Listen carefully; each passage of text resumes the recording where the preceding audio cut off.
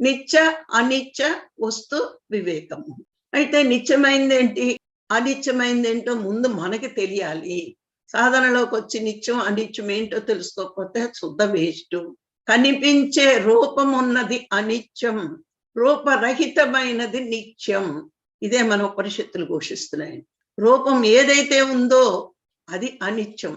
ఎందుకంటే రూపం ఉన్నది సృష్టి చేయబడింది. రూపరహితమైన భగవంతుడు నీకు కనబడ్డు. ఆ రూపరహితమైన భగవంతుడిని తెలుసుకోవడానికే నీ ప్రయత్నం, నీ సాధన, నీ జ్ఞానం, ఈ ప్రయత్నం. అందుకే నువ్వు ఒక్కటి గమనించాలి. నిత్య అనిత్యం అన్నది అని ఒక మాట అనేశారు వాళ్ళు. అంటే ఏంటి? నిత్యమైంది ఏంటి? అనిత్యమైంది ఏంటి అంటే రూపం ఉన్న ప్రతిదీ అనిత్యమే. రూపరహితమైన భగవంతుడే నిత్యం. నేను భగవంతుడి కోసం ప్రయత్నం చేయాలి. ఆ ప్రయత్నం చేయాలంటే సాధన జ్ఞానం భూమి మీద నేను పెంచుకోవాలి అనే సత్యం తెలుసుకోవాలి.